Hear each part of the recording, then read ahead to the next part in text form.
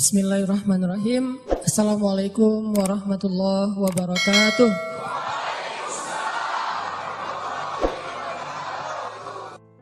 Kita akan ngebahas teknis untuk bisa menghijrahkan status dengan melobi langit. Dengan doa. Kan katanya doa itu bisa mengubah takdir, benar? Benar nggak tuh? Allah yang mengubah takdir dengan doa. Jadi bukan doa mengubah takdir, tapi Allah mengubah takdir dengan doa.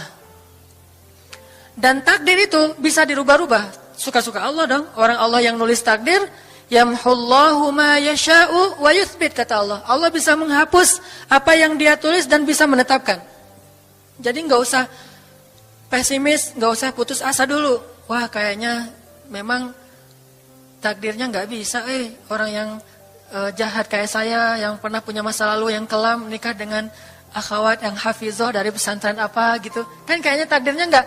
Wal hafizin, wal hafizat, gimana sih? Wal hafizin, gimana sih ayatnya? Saya jadi lupa.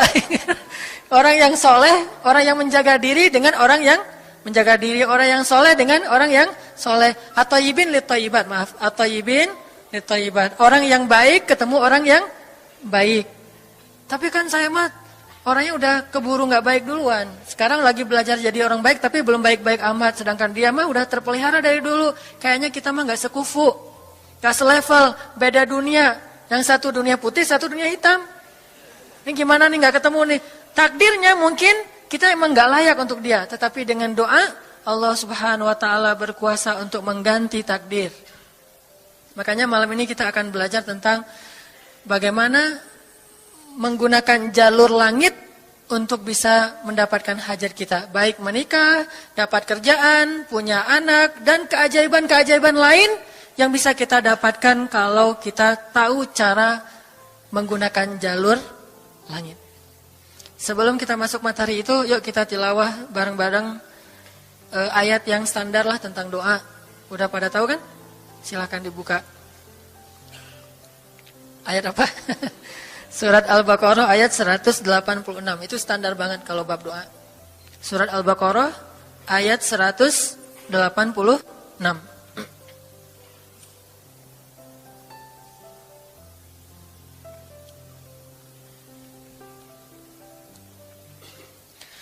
A'udzu billahi minasy syaithanir rajim. Enggak?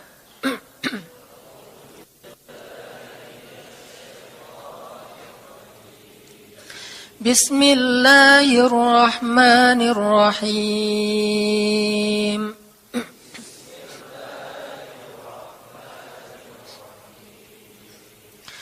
Wa idza sa'alaka 'ibadi 'anni fa inni qarib.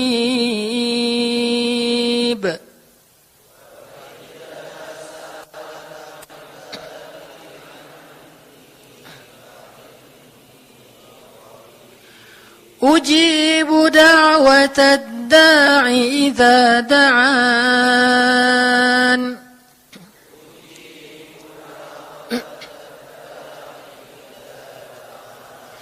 Falyastajibu li wal yu'minu bi la'allahum yarshudun.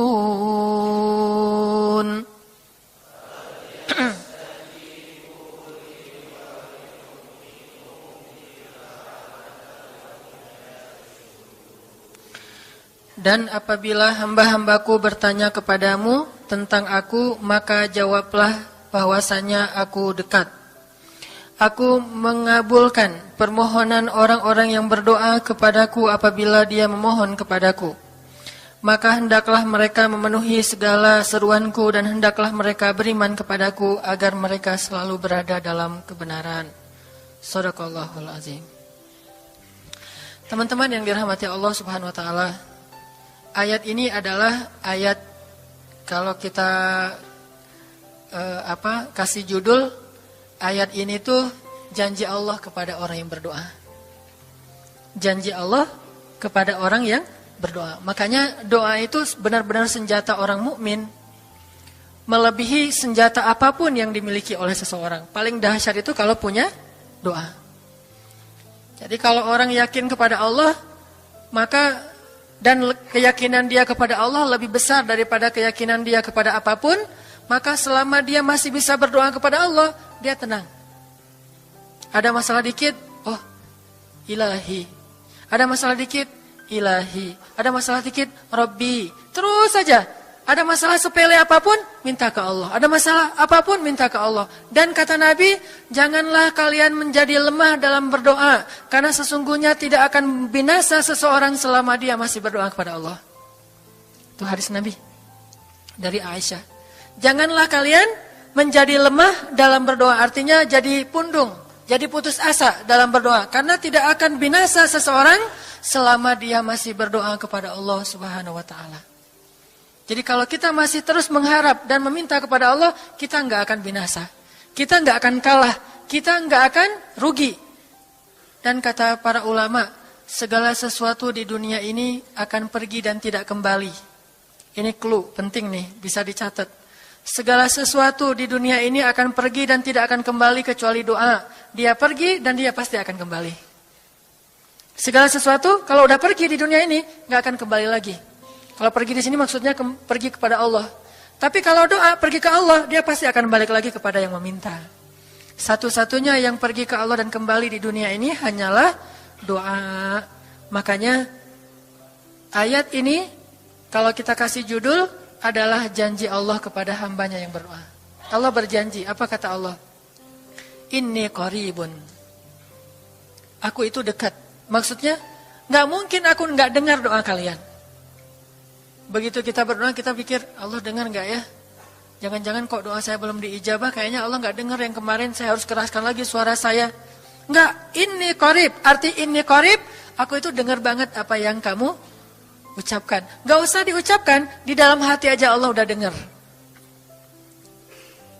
Siapa yang pernah berdoa di dalam hati terus langsung Allah ijabah? Rasulullah. Coba teman-teman buka awal juz kedua. Ayat surat Al-Baqarah ayat 144. Itu gara-gara Nabi ada harapan di dalam hati tapi nggak berani ngomong gitu ke Allah. Cuma dipendam di dalam hati doang. Tapi langsung diijabah oleh Allah. Ayat surat Al-Baqarah ayat 144. Allah berfirman, "Qad nara taqalluba wajhika fis samaa." فَلَنُوَلِّيَنَّكَ قِبْلَةً تَرْضَاهَا فَوَلِّ وَجْهَكَ شَطْرَ الْمَسْجِدِ الْحَرَامِ وَحَيْثُ مَا كُنْتُمْ فَوَلُّوا وُجُوهَكُمْ شَطْرَهُ وَإِنَّ الَّذِينَ أُوتُوا الْكِتَابَ لَيَعْلَمُونَ أَنَّهُ الْحَقُّ مِنْ رَبِّهِمْ وَمَا اللَّهُ بِغَافِلٍ عَمَّا يَعْمَلُونَ. Jadi ceritanya, orang Yahudi suka menghina kaum muslimin gara-gara orang Islam kalau sholat waktu itu masih menghadap ke Al-Aqsa, Palestina. Jadi kata orang Yahudi itu, lihat orang Islam mah fake. Suka niru. Kita sholat menghadap Al-Aqsa, mereka sholat menghadap Al-Aqsa. Berarti agama mereka itu adalah agama yang meniru agama kita. Nggak original. Sering diperolok-olok. Setiap kaum muslimin sholat dihina sama mereka. Akhirnya Nabi ngerasa sedih. Wah, gimana ya caranya? Sehingga setiap sore Nabi berdiri di suatu bukit, kemudian lihat ke langit. Cuman nggak ngomong, gini aja ke langit. Membatin. Bayangin, pernah nggak teman-teman membatin ke Allah? Ini yang harus kita coba lakukan. Belajar membatin kepada Allah. Itu romantis banget. Jadi duduk sendiri. Allah, ngomong gitu dalam hati. Dan yakinlah ini qarib, Allah tuh dengerin. Jangan pikir saya kayak ngomong sendiri, kayak orang kurang waras. Enggak, Allah itu mendengar. Jadi kita batin aja sama Allah, ngomong dalam hati. Ya Allah, saya tuh lagi gini, ada masalah. Ngomong dalam hati kita. Please Allah, please gitu ya. Nah, Itu kalau kita membatin, inni qaribun wa asirru qaulakum aw ijharu bih innahu alimun bidzatis sudur. Jadi Nabi nggak enak mau ngomong, ya Allah tolong dong pindahin kiblat dari Masjidil Aqsa ke Masjidil Haram. Soalnya daripada dikata-katain melulu sama orang Yahudi, mau ngomong kayak gitu tuh nggak enak sama Allah. Malu Rasul ke Allah. Masa kiblat aja minta dipindahin. Akhirnya Nabi cuma ngelihat ke langit aja tiap hari. Udah selesai, pulang. Besok lihat lagi ke langit. Turunlah ayat ini. Sesungguhnya kami telah melihat bagaimana kamu selalu menengadahkan wajahmu ke langit. Maka kami palingkan kiblat ke arah yang kamu sukai. Coba lihat. Turun wahyu untuk merespon doa Nabi yang bahkan belum diverbalkan. Belum diucapkan dengan kata-kata, tapi Allah udah ngerespon. Ini kan keajaiban doa nih. Cuman kita seringnya ngerasa udah minta berkali-kali kok nggak dikasih-kasih. Kita belajar sekarang. Rasul nggak usah minta pakai verbal, cuman membatin doang dalam hati, Allah udah ngasih. Pernah nggak teman-teman ngerasa kayak gitu? Ada kepengen sesuatu, tiba-tiba terwujud. Pernah kan? Tapi kepengennya yang baik-baik. Pengen misalnya, aduh, saya pengen banget umroh, cuman mau ngomong kayak gitu mah, saya mah orangnya kayaknya nggak mungkin bisa umroh kalau ngandalin harta. Orangnya nggak mampu, kerjanya juga pas-pasan, gimana mau umroh untuk makan aja susah. Tapi pengen banget dalam hati kita. Dan itu rindunya tuh rindu banget. Setiap kali ngelihat video atau tayangan di TV tentang umroh dan haji, menitikkan air mata. Saking kangennya ke Baitullah. Allah tahu itu dalam hati kita. Tiba-tiba ada jalan. Ada aja jalannya. Dan bisa dikasih sedekah, bisa juga hadiah, bisa juga door prize, bisa juga macam-macam. Pokoknya ada jalan aja, tiba-tiba bisa umroh. Dan saya sering banget membawa orang umroh. Di antara jamaah itu selalu ada 1 atau 2 orang yang umrohnya itu miracle, keajaiban dari Allah. Ketika saya cari tahu alasannya apa, ternyata emang dia dari dulu pengen banget umroh. Cuman nggak bisa ngandelin hartanya, Allah kasih jalan yang lain. Bukankah Allah itu memampukan yang diundang, bukan mengundang yang mampu? Kan itu yang sering kita dengar kan? Allah tidak mengundang yang mampu, tetapi memampukan yang diundang. Kalau udah Allah undang, pasti mampu. Kalau Allah nggak ngundang, walaupun dia mampu nggak akan bisa. Jadi Allah bukan mengundang yang mampu, tetapi memampukan yang diundang. Sehingga kita kalau hati kita kayaknya pantas diundang, Allah undang tuh. Begitu juga dalam urusan rezeki. Aduh, saya pengen kerjaan yang kerjaannya itu lebih halal, lebih nyaman, bisa sholat berjamaah tepat waktu, ada waktu juga buat keluarga, bisa juga berdakwah ke teman-teman. Akhirnya membatin kita itu karena kuat banget, Allah wujudkan. Ini artinya Allah qaribun, Allah maha dekat. Sehingga kalau kita pengen doa kita itu powerful, belajar dari as-siqah billah. Tips pertama adalah as-siqah billah. Percaya deh sama Allah. Percaya sama Allah. Jangan berdoa dengan ragu-ragu. Kayak kita datang kepada seseorang untuk minjem duit, tapi kita ragu. Dia nih kayaknya orangnya susah kalau dipinjemin. Kalau minta dipinjemin gitu. Ini saya lagi ada masalah dikit nih. Boleh minta bantu nggak? Apa? Gimana ya ngomongnya? Susah ngomongnya tuh ragu-ragu gitu kan ya? Akhirnya kita ngomongnya tuh nggak enak, nggak nyaman, membuat dia juga ngasih ke kita juga ragu-ragu. Akhirnya nggak nyaman tuh hubungan kita sama dia. Tapi kalau kita yakin banget sama dia orangnya baik, kalaupun dia nggak ngasih dengan cara yang kita minta, kita yakin bahwa dia tuh pasti akan nolong kita. Sehingga kita akan curhat masalah kita itu dengan tulus. Bahwa kita punya masalah kayak gini-gini, bukannya kita mau minta-minta, cuman sifat dari manusia itu saling tolong-menolong, kita beritahu masalah kita. Dan kita yakin dia pasti akan nolong kita. Kalau nggak bisa ngasih duit, dia akan minta tolong kepada orang lain yang mungkin bisa membantu kita. Dia akan ngasih link. Dia akan memediasikan kita. Oh, aduh maaf ya saya juga lagi, sekarang lagi butuh uang. Ini lagi nabung-nabung juga sama, kita mah lagi sama-sama pengen hijrah status. Cuman, nih saya kenal ada temen nih yang dia alhamdulillah orangnya tuh suka banget bantu orang lain. Mungkin saya bisa merekomendasikan, saya bisa bantu kamu, ayo kita jalan bareng ngomong sama temennya. Pokoknya kita yakin dia bisa nolong. Nah kalau kita yakin, percaya sama Allah, Allah itu gak butuh perantara. Allah bisa nolong kita dengan cara apapun. Walaupun takdirnya udah ditulis, kamu tuh gak akan punya istri sampai meninggal dunia. Ya Allah masa gitu sih, gak akan punya istri. Ya Allah, tapi gimana masa saya mau hidup sendiri terus? Kamu gak akan punya istri kata malaikat teh. Ini orang doanya katakan malaikat dengerin doa kita ya. Kalau di hati malaikat nggak tahu, tapi kalau di lisan kita doa, ya Allah, beri saya seorang suami yang benar-benar bisa mendidik agama saya. Kata malaikat, Neng, ganti doa yang lain aja tuh Neng. Itu mah takdirnya udah ditulis, Neng nggak akan punya suami. Kata malaikat. Kita mah walaupun malaikat ngomong gitu, biarin aja. Ya Allah, Engkau Maha Rahman, Maha Wadud, Engkau bisa mengubah takdir. Kata malaikat, ya juga sih. Cuman takdirnya udah ditulis Neng. Ya Allah, terus aja tiba-tiba tok, Assalamualaikum, Waalaikumsalam. Ayahnya nemuin, ternyata pas kita nguping dari kamar, wah itulah calon pangeran kita yang datang untuk melamar kita, calon raja, calon imam. Malaikat heran-heran, wah subhanallah nih si Enang ini gak putus asa dalam meminta. Kita juga gitu, doa aja terus. Walaupun takdirnya sudah ditulis, karena Allah bisa mengubah takdir lewat doa dan harapan. Masih ingat cerita seorang ibu di zaman Nabi Musa dulu? Yang datang kepada Nabi Musa bilang, ya Nabi Allah, ya Kalim Allah, saya gak punya anak, udah tua kayak gini, bisa gak ya? Saya minta tolong Nabi Musa doa kepada Allah supaya saya punya anak. Kata Nabi Musa, bisa aja sih, gak apa-apa ibu. Ya udah saya doain, ya Allah, ini ada ibu minta anak.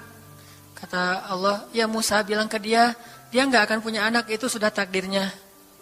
Kata Nabi Musa, ibu maaf, udah ada jawaban nih dari Allah. Gimana ya Nabi Musa?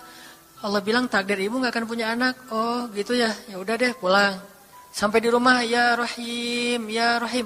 Doa aja terus. Besok datang lagi. Karena dia pengen tahu kabar dari langit. Nabi Musa itu bisa bicara ke langit.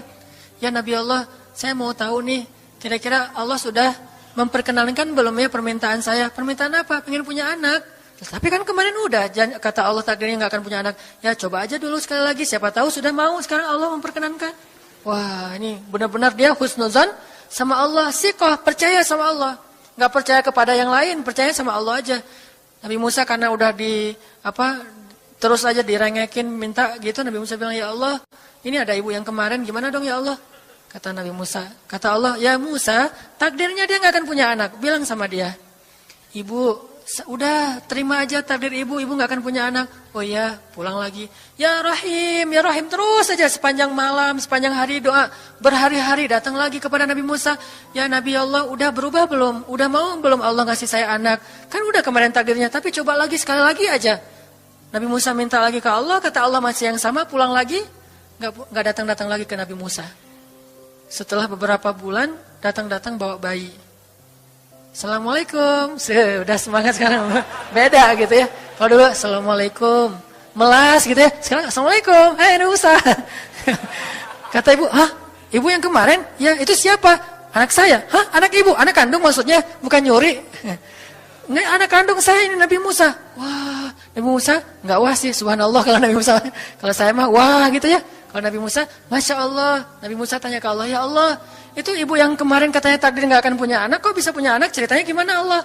Ceritain dong, saya kok nggak update gitu informasinya, kata Nabi Musa. Allah ngasih update.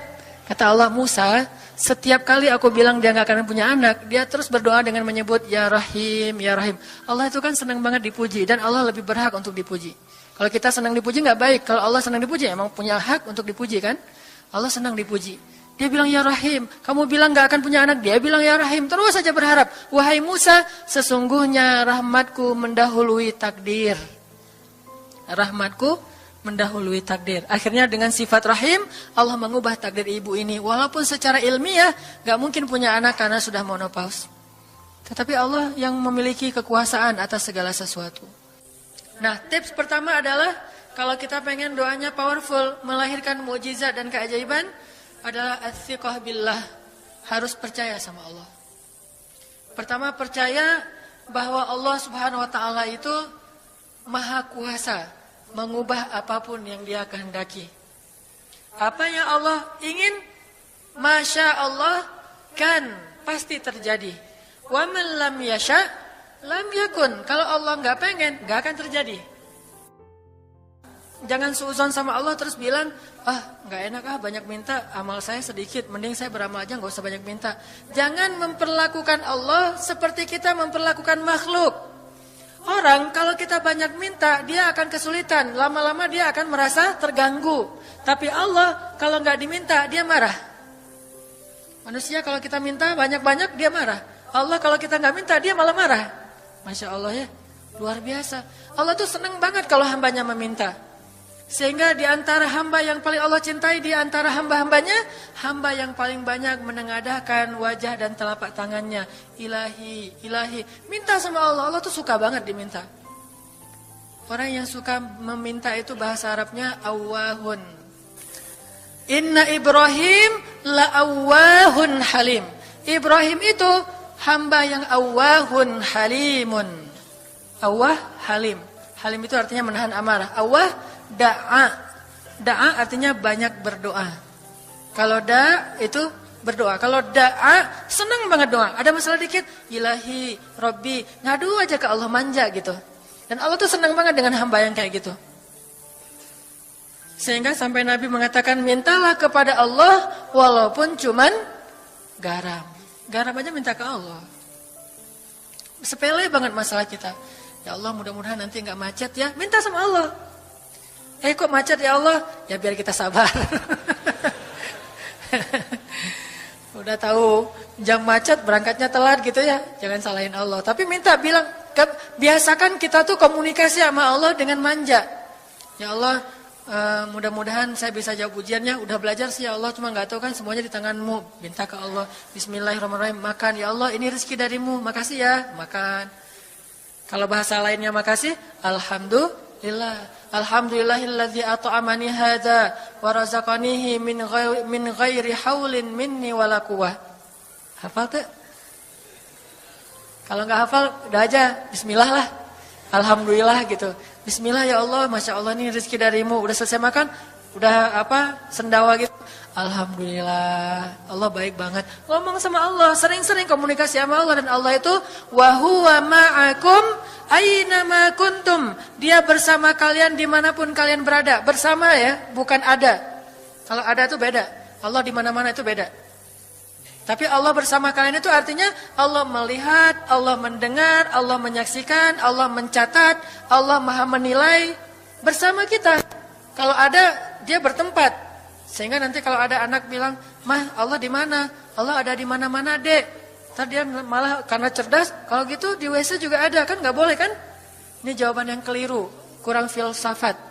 Allah itu bukan ada di mana-mana. Allah bersama kita dimanapun kita berada. Itu beda. Kalau bersama, ma'iyah, artinya Allah melihat, menyaksikan, mendengar, menghargai, dan terus memelihara dimanapun. Sehingga nggak usah khawatir bahwa ini mah nggak di masjid, nggak apa-apa. Selama bukan di tempat yang najis, seperti di kamar mandi atau di mana yang tempat-tempat yang nggak boleh, kita itu mah nggak. Tapi yang di tempat yang umum, di pasar, di jalan, lagi di kendaraan, di dalam masjid, di luar masjid, Allah, ilahi, Rabbi. Kalau perlu lebih manja lagi, pakai irama dikit. Allah, gitu. Kayak orang manggil temennya gitu. Atau kita miss call Allah dulu. Ya Allah, udah nggak ngomong apa-apa. Itu miss call. Miss call Allah. Ngapain miss call? Caper, kangen sama Allah. Allah, gitu lagi. Itu zikir kan? Allah, kata Allah, ada apa hambaku? Allah lagi, terus saja Allah. Di miss call berkali-kali, pas Allah buka, wah 100 miss call. Allah 100 kali zikir. Udah 100 kali miss call, Allah yang telepon balik. Ada apa hambaku? Wah, ditelepon sama Allah. Lewat kejadian-kejadian hidup, tiba-tiba ada kejutan dari Allah. Langsung bilang sama Allah, thanks Allah. Kan romantis tuh sama Allah. Jangan cuma sama cewek doang bilang thanks, segala macam bahasa-bahasa yang keren. Sama Allah juga harus keren. Tapi setelah thanks, alhamdulillah, karena itu yang paling baik. Intinya harus percaya sama Allah. Allah tuh senang banget didoain. Kita berdoa kepadanya gitu. Allah tuh senang. Terus makna percaya sama Allah juga, kita percaya bahwa Allah itu nggak akan ngecewain orang yang berdoa.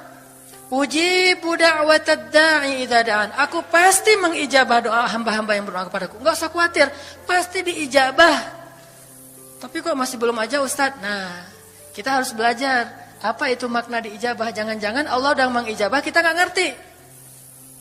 Kayak ada analogi tentang orang yang tenggelam, terus dia meninggal sambil menuduh Allah, Allah kok nggak nolong saya, bukankah aku sudah mengirim pelampung? Jadi pelampung itu cara Allah menolong kita. Kita berharap ditolongnya tiba-tiba selamat aja di pantai. Nggak kayak gitu, Allah punya cara. Sehingga kita harus belajar memahami maksud Allah. Allah maksudnya apa? Di antara cara Allah mengijabah, kata para ulama, satu, Allah mengijabah persis seperti yang kita minta. Dua, Allah mengijabah yang lebih baik dari yang kita minta. Yang ketiga, Allah kalau nggak ngasih persis, ngasih yang lebih baik, dikasih di akhirat. Bahkan itu lebih keren daripada di dunia. Kok di akhirat sih? Ntar dulu. Akhirat itu jaraknya nggak jauh dengan kita.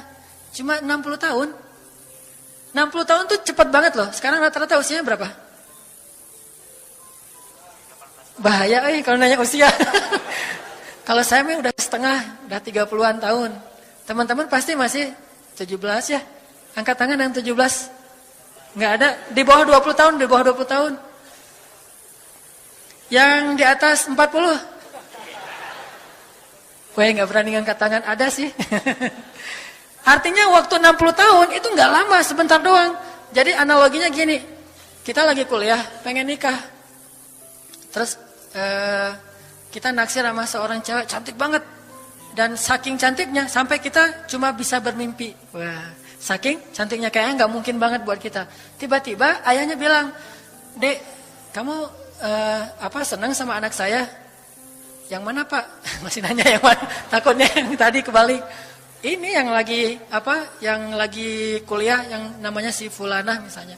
Sebutlah namanya Nisa apa gitu ya. Terus dia bilang, "Boleh, Bapak setuju kamu nikah sama anak saya, tapi ditunda dulu sampai kamu lulus kuliah." Kita senang nggak tuh?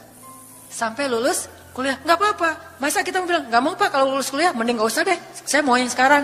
Pasti nggak gitu kan? Karena kita tahu ini cantik banget, keren banget, soleha banget, idola banyak cowok-cowok di kampus, dikasih buat kita. Syaratnya cuma satu, tunggu lulus kuliah 4 tahun lagi. Pasti kita akan sabar banget menanti itu. Nggak mungkin kita bilang, "Pak, Bapak kalau nawar yang serius dong, 4 tahun mah lama tuh Pak." Yang kedua, tips supaya doa kita powerful. Kalau doa sama Allah itu yang romantis. Bahasa Arabnya munajat. Curhat sama Allah. Dan doa itu ibadah, bukan sekedar permintaan, bukan cuma request, tapi ibadah. Jadi kalau orang rajin doa sama Allah itu akrab sama Allah. Dan kalau akrab jadi romantis sama Allah, enak gitu. Hubungannya dengan Allah tuh adem banget, nyaman banget. Pas dia berdoa, Ilahi, gini ngomong. Kayak Nabi Zakaria yang tadi di surat Maryam pas sholat rakaat kedua. Apa kata Zakaria? Ini bentuk curhatnya Zakaria. Qala rabbi inni wahanal azmu minni washta'ala ar-ra'su shayba wa lam akun bidu'aika rabbi syaqiyya. Nabi Zakaria doa romantis, suaranya pelan. Wadhkur fil dzikru rahmati rabbika 'abdahu Zakaria idz nada rabbahu nidaan khafiyya. Nidaan khafiyya. Zakaria tuh kalau doa tuh lirih banget suaranya. Lembut banget. Jadi duduk sendiri, Ilahi ya Allah. Bersenandung seperti Nabi Daud. Romantis sama Allah, bukan ya Allah, itu mah doa khusus untuk perang itu mah. Doain Palestina, doain Suriah itu harus tegas. Kayak Nabi kalau berdoa itu dengan menelunjuk. Kadang Nabi mengangkat tangan, kadang Nabi mengangkat kedua tangan sampai tinggi, kadang Nabi nggak mengangkat tangan, kadang Nabi memakai telunjuk. Semuanya itu sunnah. Jangan kita saling debat masalah, nggak boleh angkat tangan. Kadang Nabi mengangkat tangan, kadang Nabi tidak mengangkat tangan, kadang Nabi malah menunjuk gini. Kalau urusannya bab perang, biasanya gini. Ya Allah, bukan nyuruh Allah ya. Beda kesannya nunjuk Arab dengan nunjuk Indonesia. Kalau Arab, ngapain lo nunjuk gue? Kan gitu ya. Kalau Allah mah nggak kayak gitu. Allah pakai bahasa Arab, jadi pakai filsafat Arab. Nunjuk itu maknanya sangat berharap dan tegas gitu.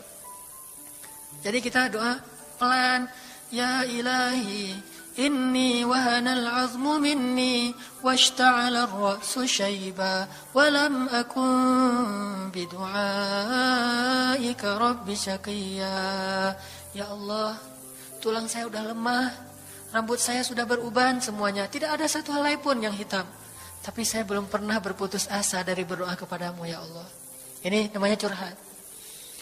Wa inni khiftul mawaliya min warai. Ya Allah, saya takut banget kalau saya meninggal tidak ada yang meneruskan dakwah saya, sedangkan Bani Israel itu mudah tergelincir. Fahabli min ladunka waliya. Ya Allah, beri saya seorang anak walaupun istri saya sudah mandul, tapi saya terus berharap kepadamu ya Allah. Ya Allah, please gitu. Waj'alhu rabbi radhiya. Ya Allah, jadikan anak itu yang sangat engkau ridhoi. Minta Nabi Zakaria ke Allah. Tiba-tiba dapat kejutan. Ya Zakaria, inna nubashiruka bi ghulam. Wahai Zakaria, bergembiralah, kamu akan punya seorang anak laki-laki. Itu hasil curhat ke Allah. Langsung Allah kasih nama. Ismuhu Yahya lam naj'al lahu min qablu samiyya. Namanya Yahya, kata Allah. Jangan cari lagi di Google. Udah ada namanya tuh, nggak perlu lagi nyari di googling gitu, nama yang bagus apa gitu kan ya. Lagi serius-serius. Ismuhu Yahya, itu sebaik-baik nama, namanya datang dari langit. Ismuhu Yahya lam naj'al lahu min qablu samiyya. Belum pernah ada anak sesoleh dia di muka bumi. Wah, ini first nih, anak paling soleh. Terus kata Allah, wahananan, anaknya lemah lembut. Wa zakatan, anaknya suci. Wa taqiyya, anaknya bertakwa. Namanya Hanan At-Taqi.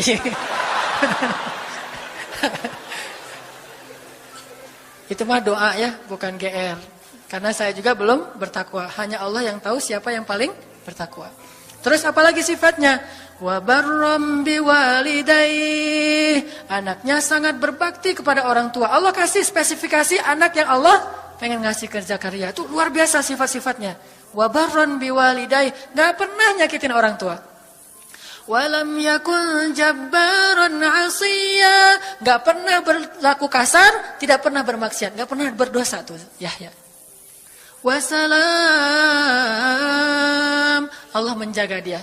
Wassalamun alaihi yauma wulida, Allah jaga dia ketika dia lahir. Wa yauma yamutu, ketika dia wafat. Wa yauma yub'atsu hayya, ketika dia dibangkitkan. Wah, ini dijamin dunia akhirat sama Allah. Hasil munajat. Allah kasih kejutan yang paling istimewa. Makanya bermunajatlah kepada Allah. Ya Allah, titikan air mata, ngomong sama Allah masalahnya apa. Ya Allah, saya pengen nikah banget. Bukan apa-apa ya Allah, saya pengen punya keturunan yang soleh-solehah. Saya pengen sholat berjamaah waktu tahajud. Saya pengen diimami oleh seorang imam yang baik bacaannya, yang soleh. Saya pengen mendidik anak saya berdua dengan pasangan saya. Saya pengen, yang baik-baik sebutin. Pengennya kita, hajat kita itu apa? Cuman ya Allah, saya kurang modal. Ngomong Allah udah gitu. Gak apa-apa pakai gaya-gaya kita sendiri. Gaya Sunda, gaya apa, bebas lah. Ya Allah, kurang modal banget. Gimana nih ya Allah? Tapi kan engkau maha kaya ya Allah. Bilang gitu. Dan Allah akan mengatakan, lihat hambaku memujiku. Kan kayak kita bilang, Alhamdulillahi Rabbil Alamin. Allah bilang, hambaku memujiku. Ar-Rahmanir-Rahim, hambaku mengagungkanku. Maliki Yaumiddin, hambaku gimana sih hadisnya tuh? Kan gitu kan ya. Allah merespon setiap ucapan hambanya. Jadi kita bilang, tapi kan engkau maha kaya ya Allah. Oh iya benar. Cuman saya belum juga nemu siapa calonnya ya Allah. Nah, tapi kan engkau maha tahu ya Allah. Oh iya. Nanti Allah tiba-tiba dalam mimpi disebutin gitu. Wah, jelas spesifikasinya, wajahnya kayak gini, senyum-senyum ke kita di dalam mimpi gitu ya. Terus kasih kartu nama. Pas kita bangun ternyata kartu namanya ada di tangan kita. Cie, kayak di film. Bisa gitu. Tiba-tiba ke-save di HP kita ada nama yang saya perasaan nggak pernah nge-save nomor ini deh. Malaikat yang nge-save. Itu semuanya mukjizat dari Allah. Nggak usah khawatir. Allah punya cara. Tadi mah walaupun herai, tapi sebetulnya pesannya adalah Allah itu punya banyak cara untuk menolong hambanya. Tidak usah kita atur gimana caranya. Bukan kita yang mengatur caranya, kita hanya bermohon kepada Allah. Allah yang punya sekian banyak cara. Allah bisa pakai cara ilmiah, bisa cara yang tidak ilmiah, bisa cara yang berlawanan dengan ilmiah. Ilmiah itu kan ciptaan Allah. Jadi jangan mengukur dengan logika kita. Tapi mengikhtiar dengan logika kita harus. Kalau ikhtiar harus ilmiah. Tapi kalau iman gak perlu ilmiah. Sakit, ikhtiarnya ke dokter. Tapi yakinnya gak boleh yakin sama dokter. Ikhtiarnya seilmiah mungkin. Tapi imannya gak boleh ilmiah, rabbaniyah. Allah berkuasa dengan ilmiah, tanpa ilmiah, bertentangan dengan ilmiah. Allah bisa menciptakan seseorang dari ayah dan ibunya, bisa tanpa ayah tapi punya ibu doang seperti Isa. Atau bisa gak punya ayah, gak punya ibu seperti Adam. Allah bisa menciptakan onta dari induknya, bisa keluar dari batu seperti untanya Nabi Soleh. Allah maha kuasa, makhluk tidak kuasa. Minta sama Allah dengan harapan-harapan yang indah, munajat. Ini sekarang coba kita dengar bagaimana munajatnya Nabi ketika pulang dari Taif. Nabi itu kan sedih banget pulang dari Taif. Luar biasa dihinanya oleh orang-orang Taif. Di antara penghinaan orang Taif yang masih terekam oleh sejarah itu, orang Taif mencemooh Nabi dengan mengatakan, emangnya benar kamu itu, emangnya benar Allah mengangkat kamu jadi Nabi? Itu penghinaan. Dihina gitu. Muhammad, beneran gitu Allah mengangkat kamu jadi Nabi? Kayak gak ada orang lain, kata orang Taif. Terus ada lagi yang bilang, Muhammad, kalau kamu itu seorang Nabi, saya tidak berani ngomong sama kamu, nanti saya terkutuk. Tapi kalau kamu bukan Nabi, pendusta, ngapain juga saya ngomong sama kamu? Jadi mending gak usah ngomong aja, daripada ngomong dengan pendusta. Intinya dia gak mau ngomong sama Nabi, tapi meracau. Dia bilang, kalau kamu Nabi, kalau saya berdebat kamu, saya akan dikutuk. Kalau kamu bukan Nabi, berarti kamu pendusta. Ngapain juga saya berdebat sama kamu, menghina. Ada yang bilang, woi Muhammad, pergi kamu. Jangan dekat-dekat dengan kampung kami. Disuruh anak kecil mengusir Nabi, bayangin. Bagi orang semulia Rasulullah, diusir oleh anak kecil, dikejar-kejar pakai batu kerikil, dilemparin. Itu luar biasa, berat banget perasaan beliau.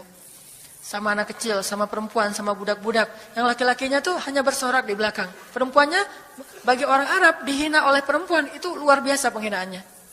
Makanya di Mesir, pengalaman saya ketika di Mesir, orang Mesir itu paling takut sama cewek. Di pasar kalau ada ibu-ibu yang belanja, Mang, bungkusin yang ini. Dibungkusin. Gak jadi deh, yang itu aja. Ya, bungkus lagi. Kayaknya, gak jadi yang itu aja. Sampai 3 kali, si emangnya gak boleh marah. Kenapa? Cewek. Itu di Mesir tuh.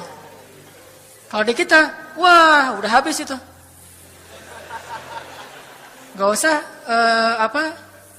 cewek yang sebaya, ibu-ibu aja bisa dihina di kita kan ya, nggak menghormati orang tua. Kalau di Mesir, perempuan apalagi yang udah umur usia orang tua itu sangat dimuliakan. Naik bus gitu.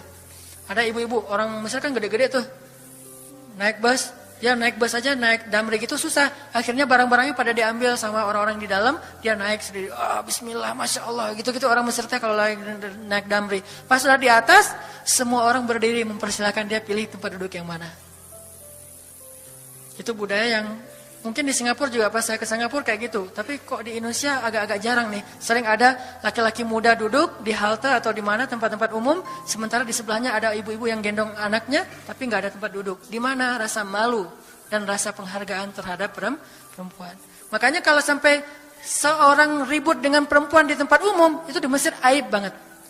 Jadi kalau kita ramai sama seorang cewek atau seorang ibu-ibu di tempat umum. Pasti orang-orang Mesir akan marahin kita. Nggak marahin dia. Walaupun dia yang salah. Ya aib kata orang Mesir. Aib jangan kayak gitu, aib jangan kayak gitu. Tapi kalau kita berantemnya sesama laki-laki, dia akan bilang sallu ala nabi, selawatlah kepada nabi. Kayak gitu cara mendamaikan pertengkaran di Mesir. Dan menurut survei kecil-kecilan saya, orang Mesir itu paling sering bertengkar di bus kalau lagi bulan puasa. Lapar soalnya. Itu sering banget, asal bulan puasa ramai di bus. Wah, orang Mesir kan suaranya kencang ya, kayak singa gitu. Wah, ramai di jam 2 orang. Akhirnya yang lain bilang, sallu ala nabi. Langsung, sallallahu alaihi wasallam. Lagi. Tapi dia sempat salawat dulu. Kalau di kita kan, apaan sih? Nggak ada hubungannya juga, nggak nyambung keles gitu. Kalau di Mesir mereka paham. Kalau dibilang nabi, langsung mereka menghargai sallallahu alaihi wasallam. Terus marah lagi. Ya Amir, sallu ala nabi, sallallahu alaihi wasallam. Lagi. Kadang-kadang saking marahnya, shollu ala nabinya sambil marah-marah, sallallahu alaihi wasallam, saya bilang juga. Jadi sampai ada yang bertengkar dua orang, disikapin dengan bijak. Orang Mesir kalau marah tuh suka bilang keledai, ya Ahmad, wahai keledai gitu. Terus yang orang bijak ini kayaknya educated, dosen gitu kayaknya, dia bilang, namanya ada keledai selain engkau di sini? Terus dia bilang, nggak ada. Ada. Apapun jawabannya salah. Namanya ada keledai selain kamu di sini.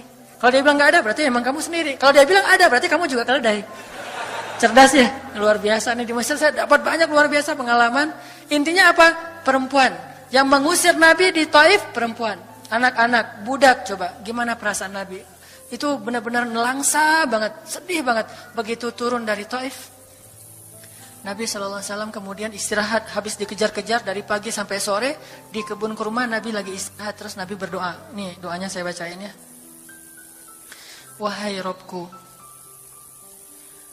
kepada engkaulah aku adukan kelemahan tenagaku dan kekurangan daya upayaku. Wahai Robku, engkaulah yang maha rahim, engkaulah pelindung orang-orang yang lemah. Engkaulah penciptaku. Kepada engkau aku berserah diri ya Allah. Kepada musuh, kepada siapa engkau akan menyerahkanku ya Allah? Kepada musuh yang akan mencelakaiku, atau kepada keluarga yang akan membantu urusanku. Tapi apapun itu, tidak ada keberatan bagiku, asal engkau tidak marah kepadaku. Mau diserahin ke musuh, gak apa-apa ya Allah. Mau diserahin kepada keluarga juga nggak apa-apa. Yang penting kau nggak marah ya Allah. Ini bahasa Nabi. Terus Nabi bilang, sedangkan kasih sayangmu maha luas bagiku. Aku berlindung dengan cahaya wajahmu yang mulia, yang menyinari langit dan menerangi segala yang gelap. Dan atasnya lah teratur segala urusan dunia dan akhirat. Dari engkau menimpakan atas diriku kemarahanmu. Aku berlindung dari kemarahanmu ya Allah. Dari juga azab-azabmu, kepada engkaulah aku adukan perihalku, sehingga engkau ridho, tiada daya dan upaya, melainkan dengan kekuasaanmu ya Allah. Tapi ini kalau kita baca dengan versi Arabnya lebih romantis lagi. Versi terjemah memang agak kaku. Kalau kita tahu bahasa Arabnya, ya Allah, tidak masalah aku diperlakukan kayak gini. Tidak masalah aku diusir, aku dihina, aku disakiti, aku dilempari, aku dikejar-kejar. Yang penting engkau tidak marah kepadaku. Coba, gimana Nabi itu cinta sama Allah. Mendengar doa Nabi yang romantis banget sambil menitikan air mata, tubuhnya banyak bekas luka lemparan batu, bajunya itu kotor. Malaikat itu sampai nggak tega, sampai Jibril turun. Wahai Muhammad, kata Jibril. Ya Rasulullah, wahai kekasih Allah, kata Jibril. Allah maha mengetahui apa yang telah terjadi pada dirimu terhadap orang-orang ini. Allah telah memerintahkan malaikat gunung untuk mentaati perintahmu ya Rasulullah. Kata malaikat, jadi kayak ada seorang anak yang nangis sedih, tiba-tiba datang ayahnya ngelus-ngelus gitu menenangkan dia. Ya Rasulullah, Allah udah memerintahkan malaikat gunung kok, jadi menghibur gitu. Jangan sedih ya Rasul, jangan sedih, gak apa-apa. Itu malaikat gunung udah siap tuh, apapun yang kamu perintahkan. Langsung malaikat gunung siap-siap gitu. Terus kata malaikat gunung, ya Rasulullah, wahai kekasih Allah, perintahkan saja kepada kami apapun. Jika engkau mau, kami akan timpakan 2 gunung ini kepada penduduk Taif, sehingga mereka mati terhimpit oleh gunung-gunung yang kami timpakan. Perintahkan ya Rasulullah, perintahkan. Kata Rasulullah, tidak wahai para malaikat. Kalaupun mereka tidak beriman hari ini, aku berharap kepada Allah, anak cucu mereka kelak akan beriman.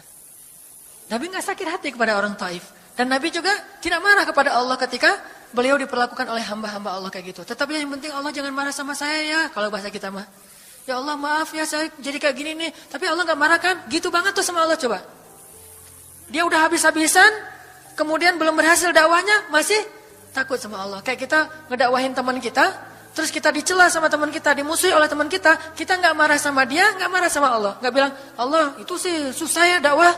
Gak ngomong kayak gitu. Ya Allah maaf ya dia belum menerima dakwah saya. Ini pasti karena saya gak benar nih nyampainnya. Ya Allah jangan marah ya sama saya. Besok saya coba lagi gitu sama Allah. Terus ke orangnya gak marah karena mungkin dia fa'innahum la ya'lamun. Mereka tidak mengerti. Besok akan dicoba lagi, didakwahin lagi, diajak lagi. Terus aja kayak gitu. Ini munajat Nabi kepada Allah SWT. Sehingga gara-gara munajat itu malaikat turun. Sama kayak munajat curhatnya Nabi Yunus. La ilaha illa anta subhanaka inni kuntu minadh dhalimin. Subhanallah. Nabi Yunus tuh bermunajat di dalam perut ikan, lirih banget, suaranya tuh pelan banget. Tapi suara yang pelan itu menggetarkan arasy Allah Subhanahu wa taala. Kita udah teriak-teriak pakai mic, enggak ada yang bergetar. Nabi Yunus kalimatnya sederhana, tetapi dari hati banget. Benar-benar curhat. Ya Allah, tidak ada ilah selain Engkau. Aku ini udah zalim terhadap diriku sendiri. Ya Allah, maafin saya, maafin saya. Subhanallah, subhanallah, Engkau maha suci, saya ini kotor. Engkau maha suci, saya ini kotor. Terus saja sampai suara Nabi Yunus di dalam perut ikan, di dalam laut yang dalam itu, menggetarkan arasy Allah di langit ketujuh. Tiba-tiba malaikat arasy bertanya, suara siapa ini ya Allah? Begitu indah, begitu lembut, meminta ampun kepadamu ya Allah. Kata Allah, itu suara hambaku Yunus. Apa yang dia minta ya Allah? Dia minta ampun kepadaku. Ya Allah, please ampunin dia ya Allah, please. Kata malaikat-malaikatnya. Semua malaikat meminta ampun untuk Yunus alaihissalam. Sehingga kemudian Allah mengatakan, ya sudah aku ampuni dia. Tiba-tiba Nabi Yunus diselamatkan. Curhat sama Allah. Kalau ada masalah, bilang ke Allah. Apapun, ya Allah. Duduk sambil bersandar di pohon. Ya Allah, coba buka surat Al-Qasas. Gimana Nabi Musa itu suka curhat kepada Allah. Surat Al-Qasas, surat 28 ya. Ayat ini ya. Ayat 16 coba.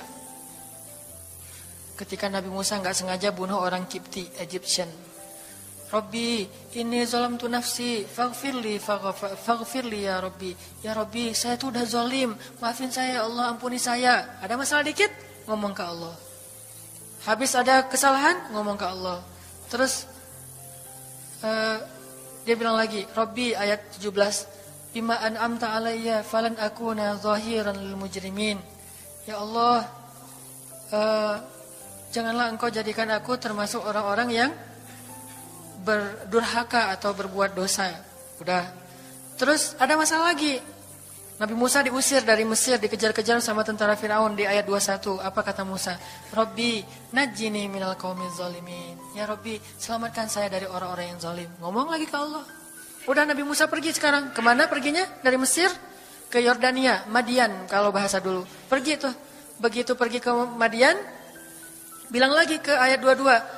Asa Rabbi ayyahdiyani sawa asabil. Mudah-mudahan Allah kasih saya jalan ya. Ya Allah, tunjukin dong saya jalan harus kemana nih. Saya nggak tahu harus kemana larinya. Allah tunjukin.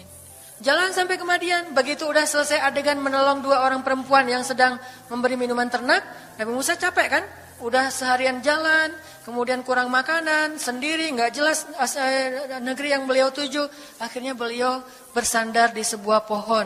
Di ayat 24. Terus beliau mengatakan, Rabbi, inni lima anzalta ilayya min khairin faqir.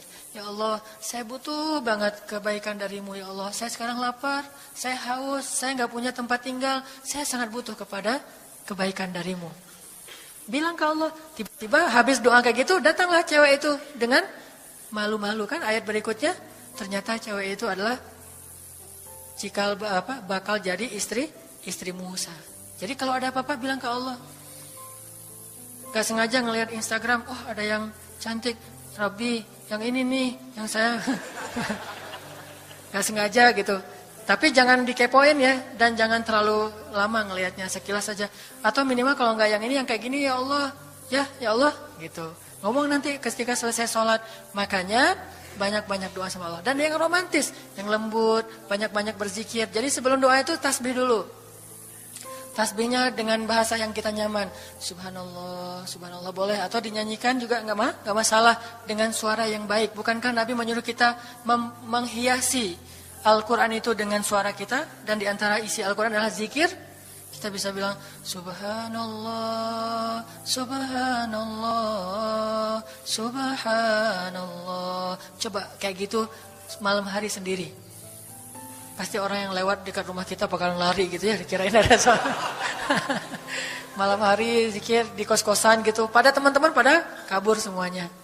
Dikirain ada yang gentayangan. Subhanallah, subhanallah, subhanallah. Jadi kalau teman-teman bersiul, bersiullah dengan zikrullah. Daripada kita bersiul dengan lagu-lagu yang misalnya hanya irama biasa kan ya. Saya udah gak hafal ya lagu-lagu terbaru. Yang dulu-dulu mah yang saya tahu paling kau hancurkan hatiku, hancurkan. Nah gitu aja bersiulnya di mobil, kau hancurkan hatiku. Mending kita subhanallah, subhanallah, subhanallah, subhanallah, subhanallah, subhanallah. Biasain aja bersiul dengan nama Allah. Itu namanya miskolin Allah. Sehingga nanti Allah akan melihat, wah ada hambaku nih menyebut-nyebut nama aku, kan di miskol tuh caper dulu. Udah gitu baru ya Allah, baru minta sama Allah.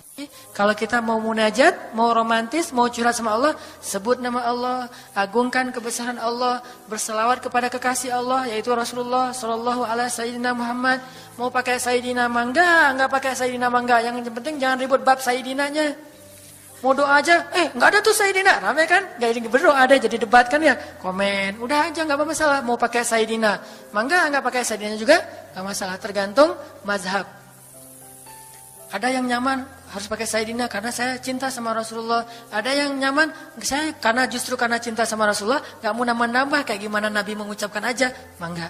Yang penting salawat. Allahumma sholli ala Muhammad, Allahumma sholli ala Sayyidina Muhammad. Baru minta, ya Allah saya lagi ada masalah, gini nih ya Allah, sebutin, curhat sama Allah. Dengan demikian doa kita akan diijabah insya Allah. Tapi ini baru berapa nih? Baru 2 ya. Ada beberapa tips untuk doa yang powerful, insya Allah ini akan kita lanjutkan pada pertemuan yang akan datang.